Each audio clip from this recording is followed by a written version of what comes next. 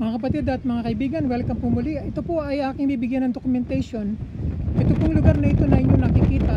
Ito po ay isang nagsimula po dito ang Siege of Masada at dito rin natapos, no? Ito po yung ginawa ng mga Romans noong panahon na yan na walang magawa ang mga Diyos kung hindi talagang tanggapin ang katotohanan na talagang malakas ang pwersa ng mga Romans. Itong land na ito na ginawa ng mga Romano ay binildap nila dito sa pinakamuso ng bundok hanggang sa umabot dito sa puntong ito na aking kinatatayuan ngayon. So ito pong taas ng ramp na ito ay talagang ginawa ng mga Romans ng mataas na mga ramp para makaakyat sila, no? It was battering ram with which the Romans assaulted the Casemate wall, and however the rebels had built a wall of earth and wood against which the battering ram was ineffective. So sabi ni Josephus Flavius na historian, observing this, Silva, thinking it easier to destroy this wall by fire, ordered his soldiers to hurl at it showers of burning torches.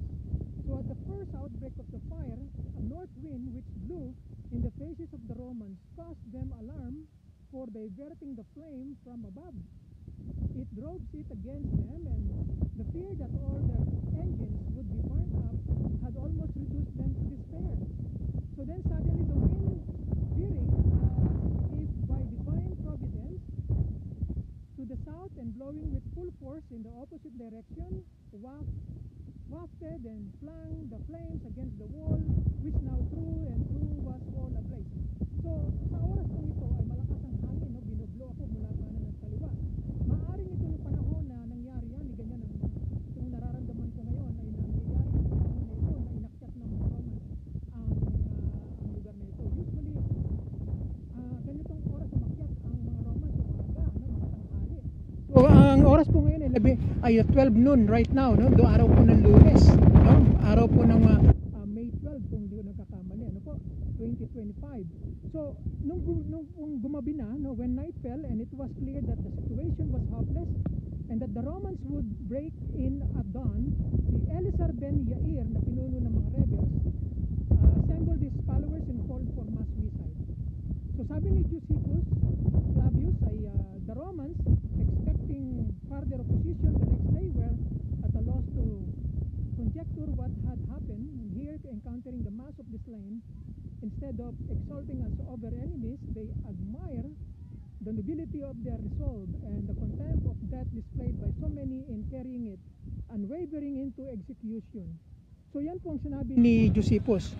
Then the excavation here uncovered ballista, balls, and arrowheads, numerous slingshots, and signs of burning, evidence of the battle that raged at this post. So mga kapatid, no, bibigyan ko ng huling glance ang lugar na ito, no? Ipapakita ko sa inyo yung ginawa ng mga Romans na kanilang dito po sa harap nito na makikita ninyo ay ito pong makikita ninyo na dinadaanan ng mga tao right now, yung mga nakasuot ng kulay itim. Yan po ang simula ng ramp.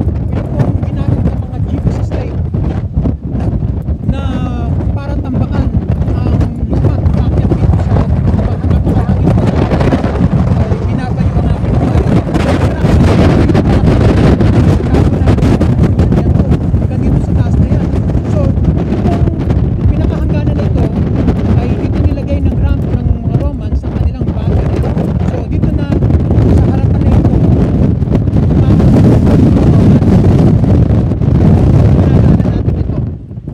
yan, ito po ay dito na dumaan ang mga Romans nung sila ay nakarating dito ng ganitong oras na, no, magkatanghali na yan, ay nagulat sila bakit napakatahimik ng lugar, ano? Titignan ko po yung itong lugar na ito na kanilang dinaan. Ito po may harang, nilagyan nila ng harang, no? So kung titignan natin, ayan, no? Ayan po yung ramp na ginawa, no? Yan. Dito po ninyo itong ramp na ito.